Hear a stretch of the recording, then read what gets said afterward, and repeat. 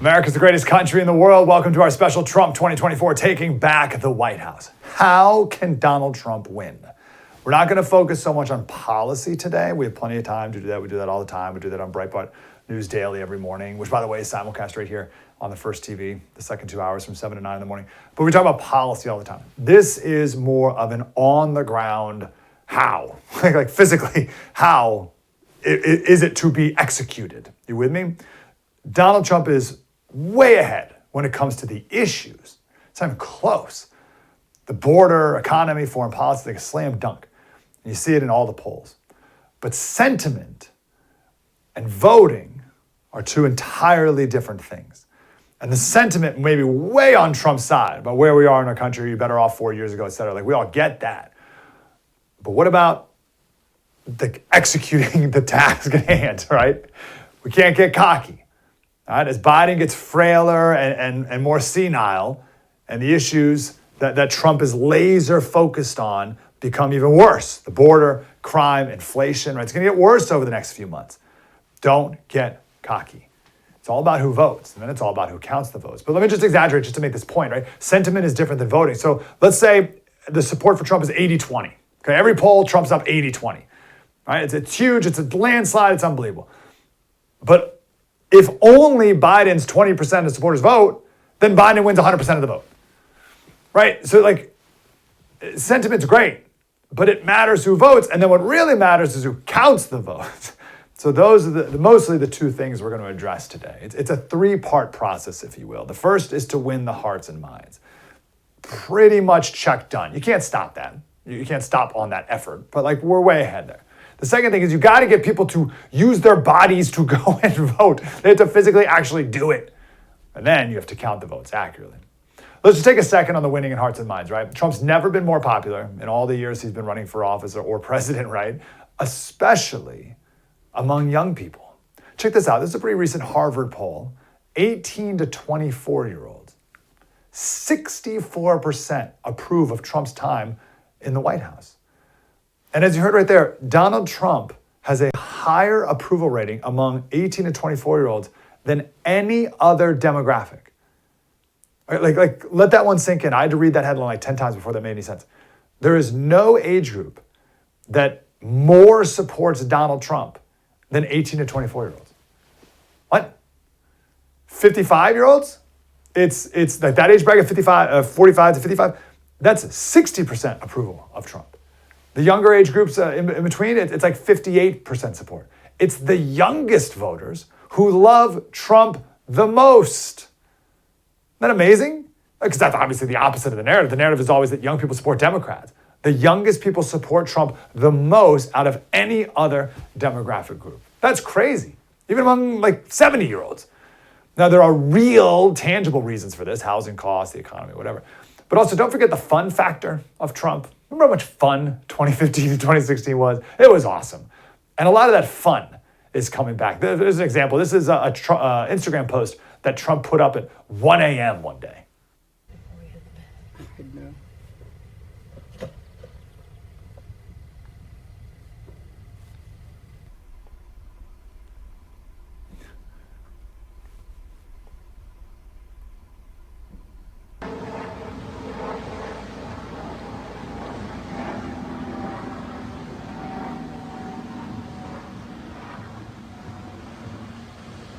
Let's go! That was a good punt. Yeah, man, he knocked it in. That was a good punt. Let's bring the fun back. I think young people see that. Winning hearts and minds, that's number one. Number two, we got to get people to actually go and vote.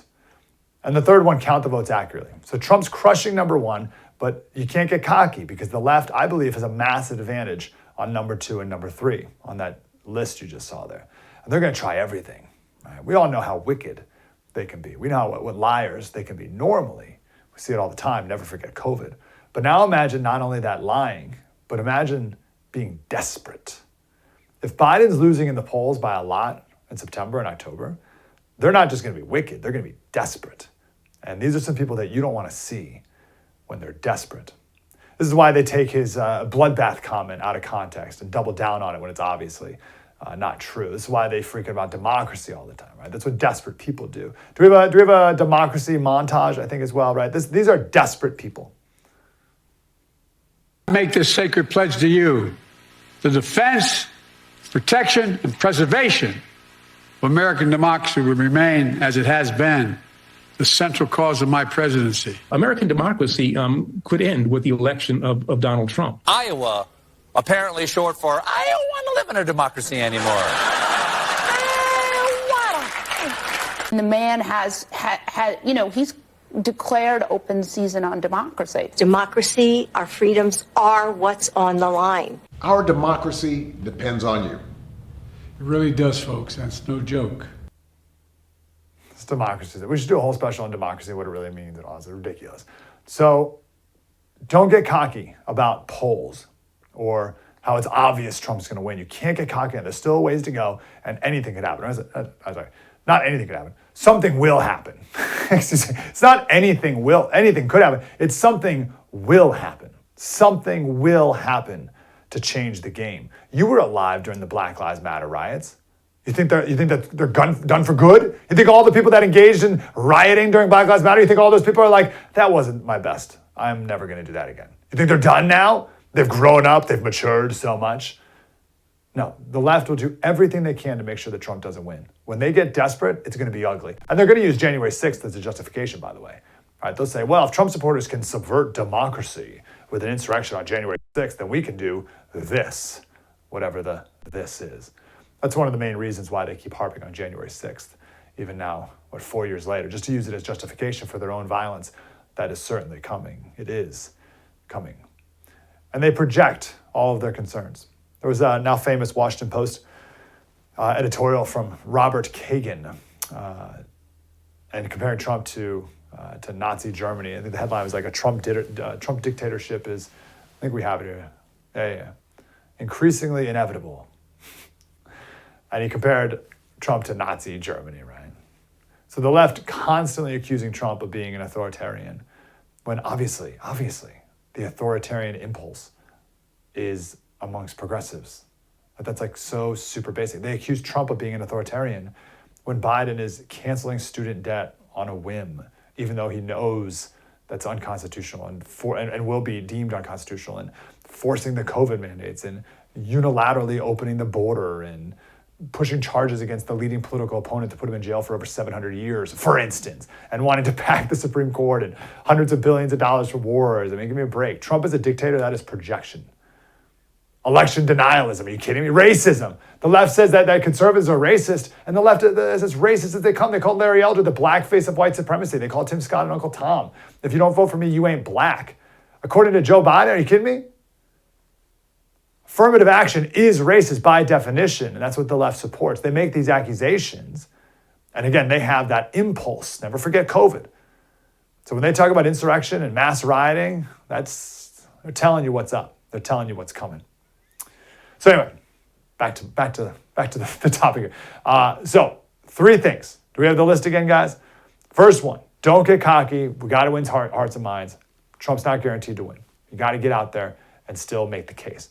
Second, get people to vote and vote early and prepare for what is coming. Third, count the votes, right? We need people in Cook County. That's Chicago. We need people in Wayne County. That's Detroit. If you live in one of these blue counties, I'm not kidding, you are one of the most important patriots that this country has right now. You are in a position to monitor the counting of votes the best that's within your ability. Can we overstate how important that is? We can have all the hearts and minds, we can get everyone out to vote, but if we're not watching who's counting the votes, none of that means squat. And this is an exciting moment right now with the new head of the Republican Party.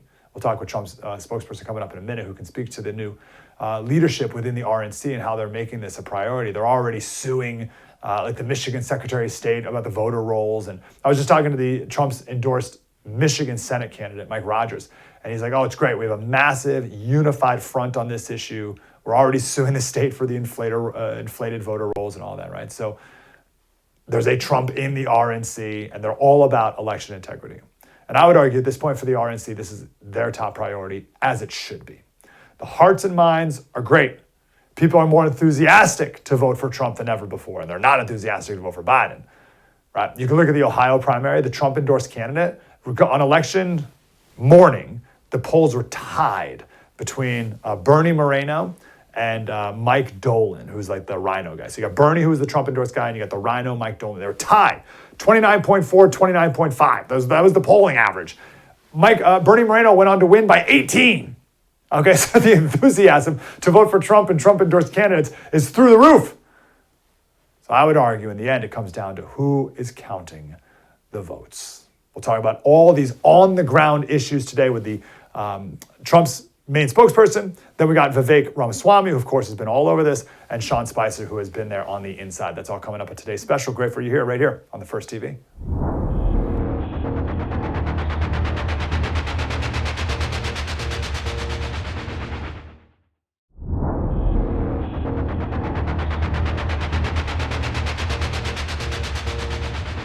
Four years ago, I told you that if crooked Joe Biden got to the White House, our borders would be abolished, our middle class would be decimated, and our communities would be plagued by bloodshed, chaos, and violent crime.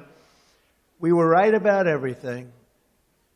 So believe me when I offer you another warning, and we've been right about so much, just about everything. If crooked Joe Biden and his thugs win in 2024, the worst is yet to come. Trump is right. All this stuff ends up being true. Karoline Leavitt is here. She's the Trump 2024 National Press Secretary. Karoline, how are you today? Hey, I'm great. Thank you so much for having me. We really appreciate it. Yeah, of course. We got lots to talk about. So on this special, we're talking less about policy and more on like boots on the ground stuff. So I made the point in the opening monologue that there's 3 steps. We got to win the hearts and minds, right? We got to get people to support the person. You got to get people to vote, and then you have to count the votes accurately. So it's a 3-step. So let's start on the first one. It seems like the winning hearts and minds is like pretty unbelievable right now. We know the big issues that Trump is way ahead on. He just talked about the ones that he's predicted, and here we are. But how is Trump and your team going to defend and attack the abortion issue and that Trump's a threat to democracy? What's your response to those 2 pronged attacks?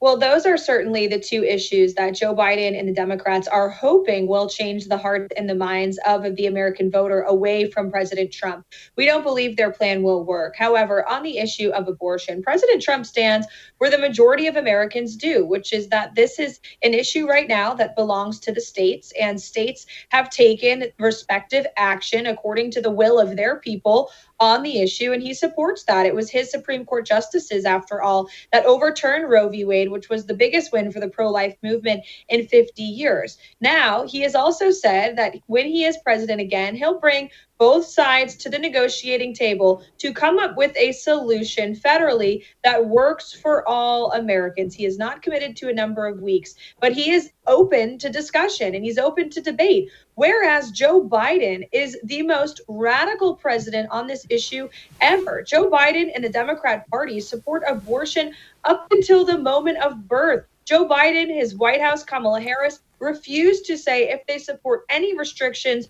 or exceptions on this issue whatsoever. And that is not where the majority of Americans stand. And when you talk about the threat to democracy attack, that one is easily turned on his head as well. Joe Biden is the greatest threat to American democracy that this country has ever had. We are on the brink of World War III.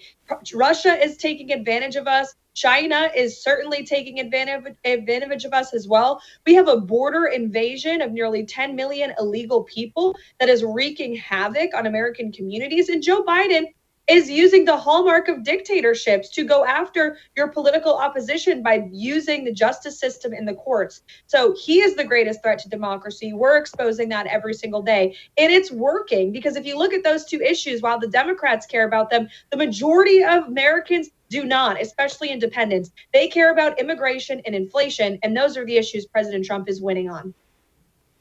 On the abortion point, it's quite amazing actually how moderate Right. Like I'm like no abortion, 0 weeks. He's throwing around numbers like, I don't know, we'll figure it out. Like you said, like 13, 14, something like that. But that's even more liberal than Europe.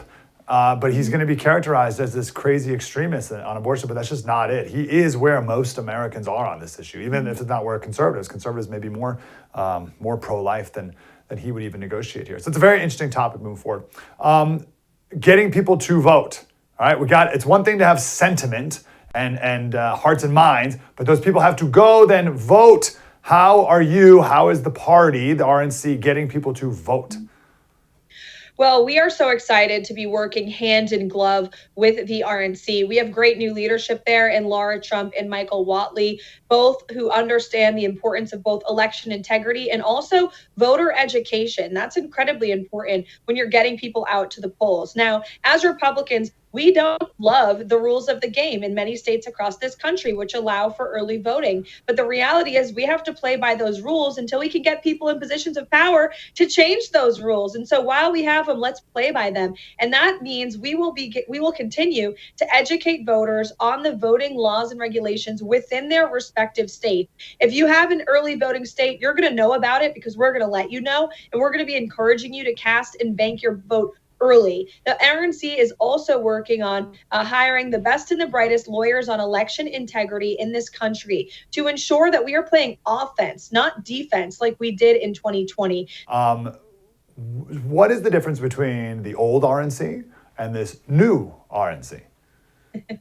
Well, this year, we're really excited that we will be working directly with the RNC. We already are. Our communications team is one. Our political organization is one. The leadership works as one. It's not really going to be two separate entities as you've seen in the past. We are literally going to be working as one organization with one goal, and that is to elect President Trump and Republicans up and down the ballot on November the 5th. You've also already probably heard about the fact that we have cut back significantly on the bureaucracy that has long, unfortunately, plagued the RNC.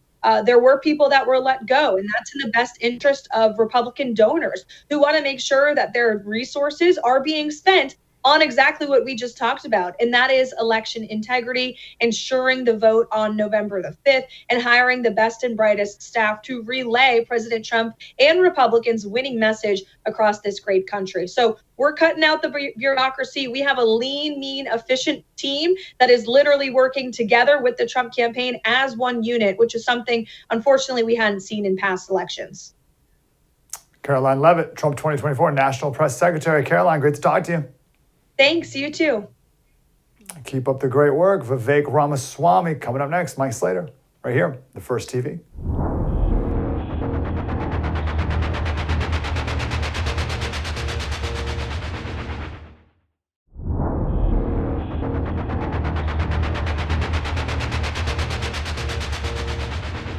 Welcome back to our special Trump 2024 Taking Back the White House. This special, we're not focused so much on policy. We have plenty of time to do that. We're focusing on the ground.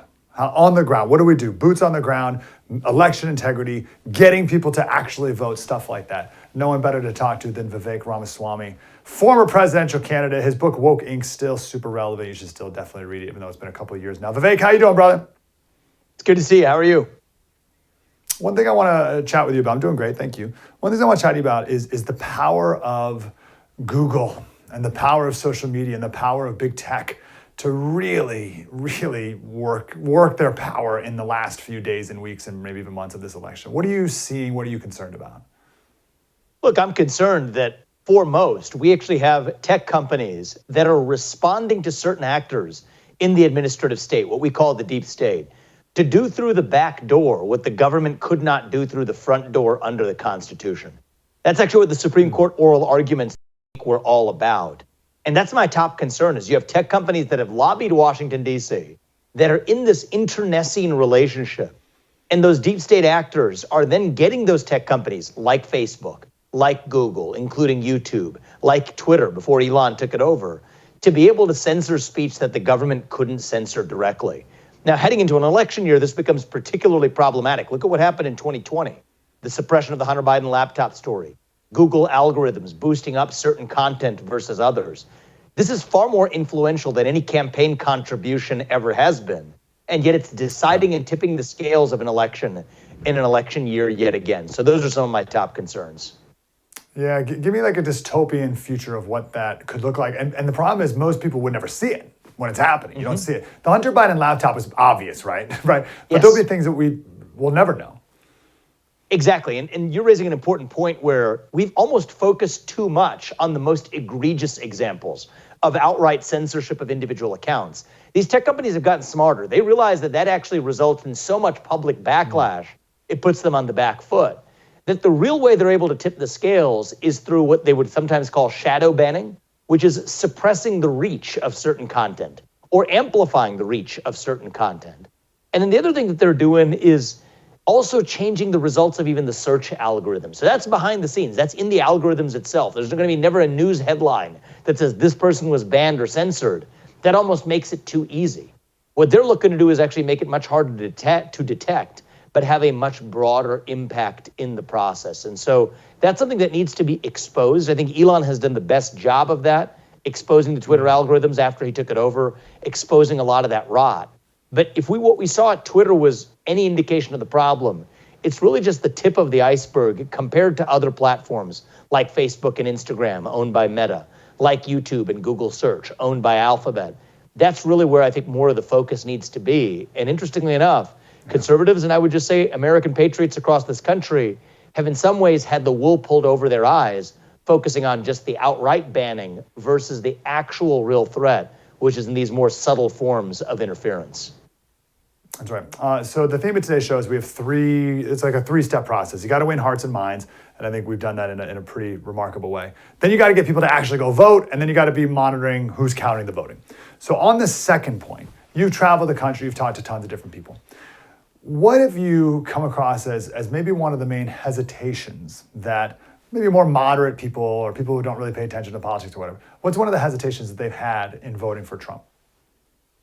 Look, I think that it's a permission structure where many of them are prepared to vote for Trump, but we live in a culture where right now it's still not quite they're sure whether it's a fashionable thing to say in public. So I think the culture of fear is something we're going to have to defeat this year, where most people behind closed doors, I can't tell you the number of people, even when I went to visit in New York City to see extended family, my in-laws, a number of weeks ago. What do I see from doormen, taxi cab drivers, Uber drivers, telling me, hey, they recognize me and they'll say, hey, I can't say this, don't tell other people I said this, but I'm voting for Trump and I loved you in that race. The number of people who told me that individually, if they all just said it out loud, they would recognize that they weren't actually out of step with the norm. And so the top obstacle is that culture of fear. We need to overcome that culture of fear. To say that, you know what, in the United States of America, we're the country where you get to speak your mind freely without having fear of putting food on the dinner table. You get to enjoy the American dream and the First Amendment. You get to enjoy both of those things at the same time. Look back at the 2020 election, the number of people who were fired from their job for wearing the hat of the wrong political candidate, Donald Trump, to work. That's that culture of fear we've created. But now is our moment to overcome it. And I think it's up to every American to look themselves in the mirror and say, you know what? I have to behave like the future of our country depends on it, like my kids' future depends on it, because it does. That's how we overcome that culture. I got one last question for you about young people. You and I are the same age. We're getting old now, Vivek. I don't know if you've noticed it. You know, there's generations below us now. You know, like we're millennials. We used to be like the young, and now there's like two other like letters below us now. Sure. So I saw a poll that was pretty wild. It said that among all the demographics, the group that has the greatest support of Donald Trump is 18 to 24-year-olds. How can that possibly be? And I think there's policy, sure, but there's like a cool factor or something too. Like, I don't know. Like, what's at play there? I also see it as the greatest growth opportunity sitting in front of us if we step up and actually take advantage of it. There's something about being 18, 19 years old that makes you want to stick it to the man, to step up to the system. That's where a lot of the woke movement came from. Stick it to the man, saying that we're going to be woke. You're going to talk about systemic racism or gender identity or whatever, climate change. And for a while, 10, 20 years ago, that was bucking what they saw as the orthodoxy. Well, what began as a challenge to the system today has literally become the new system. So if you're 18, 19 years old today and you really want to stick it to the man, you really want to be a hippie, you really want to be countercultural, say you're voting for Donald Trump. Say you're a conservative. Say you want to be married, have children, raise your kids in a tradition of faith. believe in patriotism of this country, to say the country was founded, yes, in 1776 and not 1619. That's how you stick it to the man right now. That's the opportunity I've seen traveling across this country to college campuses and otherwise. I, as part of the campaign last year when I was running for president, visited more college campuses than probably any Republican candidate has. We can't be afraid to show up. And so many of those young people are hungering for a different direction. I've done everything I can to bring them along, and I'm going to continue to do that for the rest of this year. I know you and I are old compared to them, but still young compared to Republican politicians. And so it's up to people like us to be able to reach that next generation and bring them along. That's what I'm going to do this year because I see a major growth opportunity there amongst young people, new voters, 18 to 25, 18 to 30, who are going to be prepared to vote for Donald Trump if someone shows up and gives them a good reason to say, hey, this is the way of the future. Let your conformist peers go the way of just abiding by pro-Biden slogans or pro-Democrat slogans. That's the way of the past. And I think if we make that small investment in our message and even in showing up, it's going to have a huge return on that investment and part of what delivers us that landslide victory that I see potential for this fall. Yeah, and we're grateful you're all still in that fight. Vivek Ramaswamy, appreciate you, brother. Where should people go to read more about you, follow you, etc.? Hey, you can follow me on all social media. I'm on X. I'm on Instagram. You can find me pretty much anywhere. I'm not difficult to find, Vivek Ramaswamy. Beautiful. Vivek, appreciate you, man. Keep it up. Thank you. Sean Spicer coming up next. We'll talk more about voter integrity. I'm going to ask him specifically, what do you say to the person, this may be you right now on the couch or wherever you're watching this, saying, I get it, but why vote? My vote's not going to count anyway. So who cares? Why waste the time? What do you say to that person? See what Sean Spicer says next. Mike Slater, The First TV. Spread the word.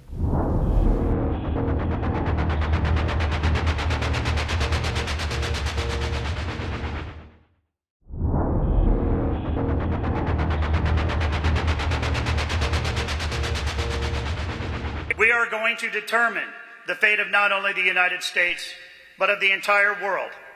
And this body, the RNC, is going to be the vanguard of a movement that will work tirelessly every single day to elect our nominee, Donald J. Trump, as the 47th President of the United States, flip the Senate, expand our majority in the House of Representatives. All right, that's the new head of the RNC, the great Sean Spicer, host of the Sean Spicer Show right here on The First TV, is with us now. Sean, how you doing? I'm great, Mike. How are you? Really good. Thanks for being here. What do we need to know about that guy? And let's go back first. What were the problems with the old RNC? Well, I think there was a concern primarily about how much money they weren't raising. It's not, this is a critical thing. The RNC's job is to work with the nominee to make sure that they have the resources, primarily on the ground, to put people on the ground. Here's the thing that you need to know. The RNC can take a lot more money per donor than a campaign. A campaign can pretty much take about $6,000. The RNC can take about $300,000. Why does that matter? Oh, wow. Things that cost a lot of money, you want to have the RNC shoulder the burden of, right? So your people, your get out the vote effort, all of those things you want the RNC to deal with. Candidates and candidate committees get a cheaper rate on ads. So you want the campaign to focus on all the advertising stuff. And so I don't think that they believe that the RNC was headed in a direction that they thought was going to be able to carry what they thought was the important pieces of the campaign heading into the general election. Trump knew Michael Whatley. He was the prior chairman of the Republican Party in North Carolina. North Carolina, a very closely contested state in the last two cycles, in 2016 and 2020. But in both cases, Trump was a victor there. So I think he looks at the job that Mike Whatley has done in North Carolina and said, I want somebody who's able to fight, who's able to raise the resources, who understands what we're up against, and wanted new leadership. Okay. Are you happy with Whatley as the guy right now? Here's what I'm happy about. It's a great question. I believe that what is best for Trump right now is to be in a position where he is comfortable with the players on the ground. In 2016, when I was there, So let me just, in 2016, when I was there, I always joked that it was like that old Reese's peanut butter commercial where the chocolate falls into the peanut butter and you go, wow, it actually tastes good together. We were an unlikely marriage, and it worked out because we needed each other. Trump now has run as an incumbent in 2020 and now in a de facto incumbent. He needs an RNC that he feels comfortable with the leadership. He feels comfortable with the operation that they're running. And so for him to have people in place at all levels of the RNC is critical because it needs to operate as a single unit. It needs to be swimming all in the same direction. And he has that now. So we're not going to get in November, oh, the RNC didn't do that. Your daughter-in-law is now the co-chair. Your chief strategist or your campaign is the chief of staff now of the party committee. This is good for the overall movement. It now singularly rests on Trump to say, I have all of the, I call all the plays. I know how this is going to go. And I think that helps the overall movement. It's in unison. Yeah, I like that a lot. I like even the call of the plays analogy. I'm thinking of literally a football game where someone's up in the booth calling the plays. But if they don't really like each other and they don't get along and they're like, or maybe even like on different teams, like Mitt Romney's niece, for instance, like, like that, well, that also, may not go think about as it. swimmingly. If you're calling plays and the wide receiver doesn't really work for you or necessarily like you, are you going to want to have the ball thrown to them, or do you feel confident in them? But if you control all of the players and you know that they like you, then that esprit de corps, that teamwork is much better. And that's why I'm saying this is a unified effort. I think what we did in 2016 was phenomenal. It was historical, but it was once in a lifetime. It was lightning in a bottle. 2020, I think they ran too much of a corporate type of structure, and it showed. This time, they've got that right secret sauce, and I think it's going to pay off for them in a lot of ways. Okay. What about raising money for the RNC? So that's like the most important thing they do. I'm not giving $300K, right? So I don't know how these big money people think, what motivates them, why they weren't giving in the past and now they may now. What was the messaging that wasn't working and why will it now work? So the money that the RNC raises on a monthly basis is basically equally divided between small dollar and small dollar and big dollar. Small dollar folks are the people who give $250 or less in a month. Those are people that you're, maybe answering the phone call, their direct mail, their digital strategy people who are responding to an email or a text or what have you. So you got half the money coming in through that. Then the other half is these big donors. These are people who sometimes they really care about the party. Sometimes they really care about the candidate or they don't like Joe Biden in this case. Mm-hmm. And so they have disparate and different interests. The low dollar people are much more passionate about the movement and issues and the fight. They are the guys who pick up the phone for a candidate, put yard signs up, go door to door for you. The other folks, the big dollar donors, you're basically just getting their money. And so there's sometimes a little bit of a disconnect. Why did they wait to give? Well, sometimes it's because they want to know who the nominee is. Sometimes they want to know what the plan is. So the RNC, after there's a presumptive nominee, will start to say, okay, we now have a cohesive effort. Here's what we're going to do on data and digital. Here's what we're going to do for our ground game. And they want to know if I'm giving, what's my money being used for? Last question on money. He owes $500 million to the state of New York now. He already gave $100 million for the E. Jean Carroll, whatever. So does any of that money problems that he has at this moment affect the campaign at all? Yeah, it's a great question, Mike. There's two issues. The bond issue that he's facing for the civil cases, the E. Jean Carroll, he put up the $100 million bond. The one that he's looking at right now, yes, that's different. They're potentially going to use his assets or go after him in some way to get that. Those are all on him. Where I think the greater concern is going to be the ongoing legal fees that he has to pay for the lawyers for the countless cases that they're going after him on. The civil cases, the legal cases, Georgia, Washington, New York. And so he's got to keep paying lawyers. Lawyers aren't cheap. And if you think about, how many different cases, there's X number of lawyers, they have paralegals, they get however much an hour to do that. That is personally draining to him. And I think the question is, and I think that's part of the plan, it's get him off the ballot, financially drain him, and then criminally attack him. This is a three-pronged approach that they have gone after him with. And I do think that we have to understand that money has never really been an issue in the past. He's got a super PAC. He actually has two. But yes, the Biden campaign is going to spend $1 billion+. And it matters because there are only 8 states where this is going to come down to. And when you flood 8 states with $1 billion, you can do a lot. And that's where Trump has to really focus on right now, is making sure that they have the money that they can do this. Now, just so I'm clear, one last thing on the money. The money that the campaign gets, that Donald J. Trump for president raises, he can do anything he wants with that money. The RNC money that he comes in has to be used towards what they call victory, meaning it has to help the ticket. Now, he's the top of the ticket. So when you get somebody out to vote, when you open up party headquarters, that's ostensibly helping Donald Trump. But they're a little bit more limited in the funds in terms of what they can do with that money. And that's why, as I said, like the teamwork thing, you're spreading it out. Okay, RNC, you're covering this. We'll cover this. You cover that. You hire this person. We'll hire that person. And that's why I think it's very smart the way they're doing it right now, because it's strategic. They actually can sit down. Here are all of our expenses. Here's who's best to cover this. Here's who's best to cover that. But they've got to get people to really engage on the low and the high dollar amounts. Okay, so it's the spending of money. So Biden has a ton of money, I hear. You know more than me, so correct me if I'm wrong. It feels like, and I don't know anything, that money doesn't make that big of a difference these days because you have social media or whatever. I don't know. Like, does Trump need name recognition? So what is this money being spent on that matters the most? And that if the Democrats have more money on, how does that benefit them so much? Okay, this is the important part of our discussion. This entire race is going to come down to 8 states: Pennsylvania, Georgia, Michigan, Arizona, Wisconsin, Nevada, New Hampshire, and North Carolina. That's a total of 97 electoral votes. Think about that, right? Trump won in 2016 with 306. Biden ended up getting just about that. So all you need is 270 to win. What I just said was 97 electoral votes over those 8 states. So what are they doing with that money? They're going in, they're IDing every single voter and saying, Mike Slater, okay, he voted for us twice. He votes early. Let's make sure that he gets that ballot that he casts at Sean Spicer, votes in Virginia.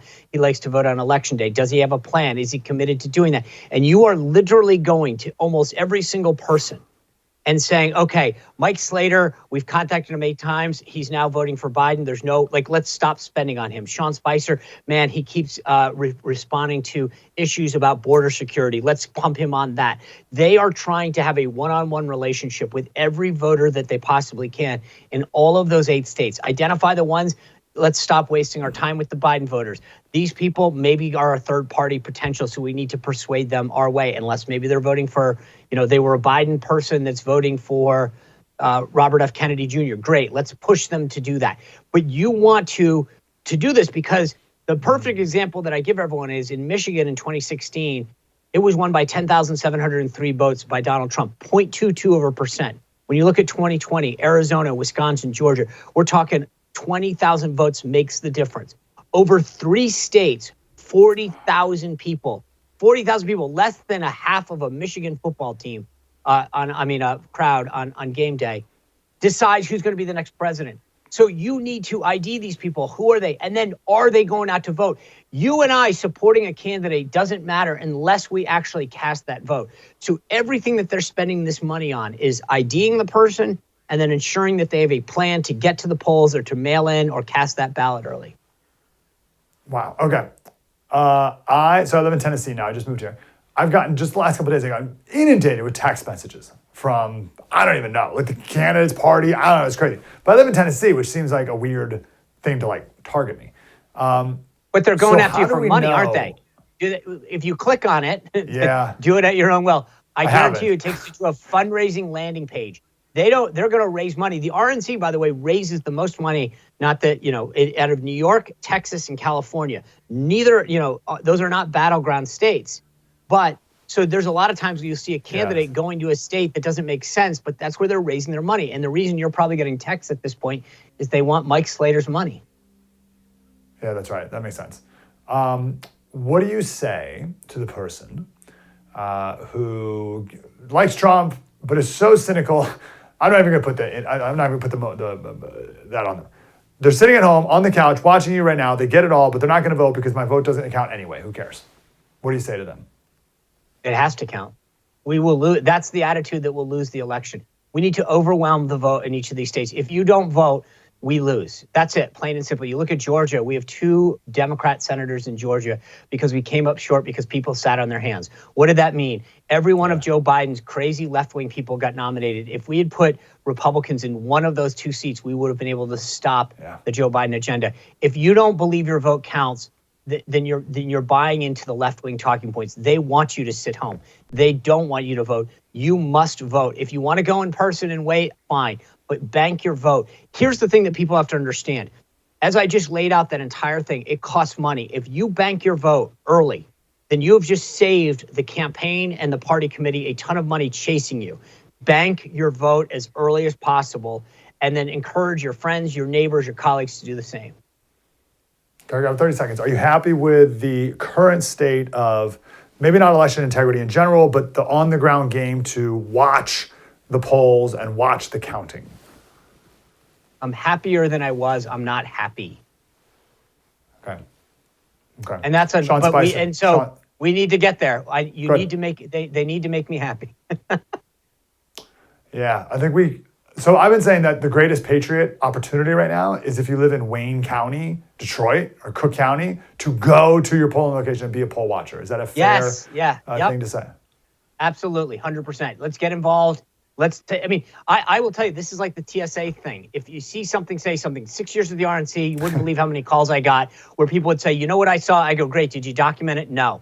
That's like calling the police and saying there's a guy that ran down the street stealing something. Can you describe him? No. Do you know what street it was on? Yeah. No.